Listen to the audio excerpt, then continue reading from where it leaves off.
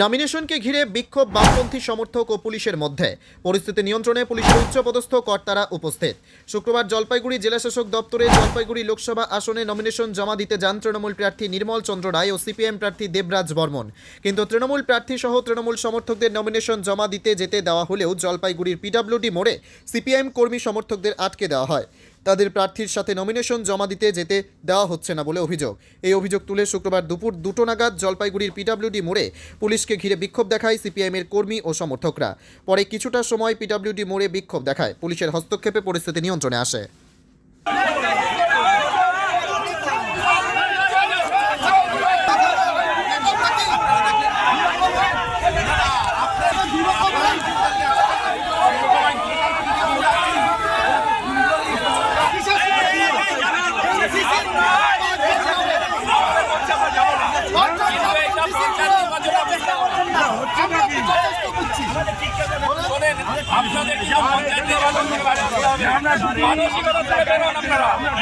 আপনারা পঞ্চায়েত নির্বাচনের মানসিকতা থেকে বেরোন, নাহলে নির্বাচন করতে পারবেন না।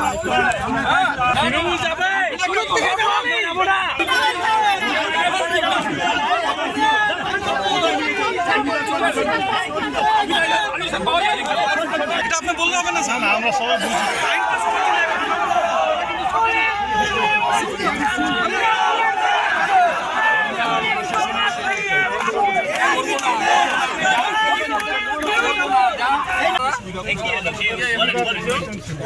ওদের পারমিশন, আমাদের পারমিশন নেই মানে? আমাদের পারমিশন নেই মানে? আপনি কি বের করুন?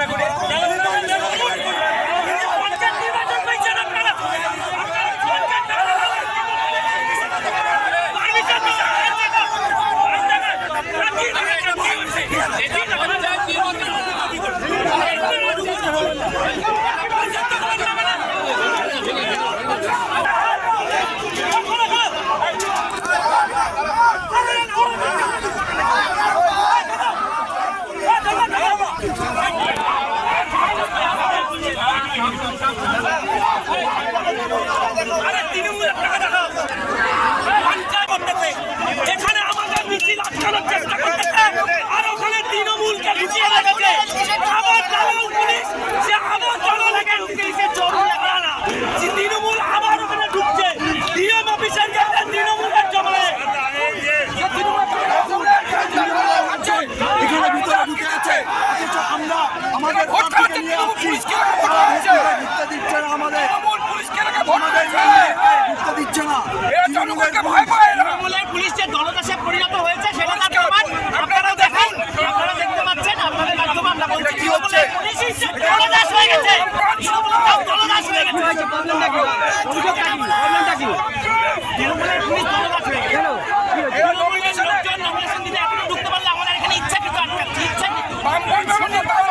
সিপিআইএম কংগ্রেসের সমর্থনে আমরা নমিনেশন পেপার সাবমিট করতে। আজকে তো একটা বিক্ষোভ পঞ্চায়েত নির্বাচনে যা হচ্ছিল একই রকম কারণে বিক্ষোভ হলো। এটা নমিনেশন পেপার আমরা দিতে এসেছি, আমাদের সবাই তো যাবে ওখানে, আমরা তো কেউ গন্ডগোল করতে আসিনি।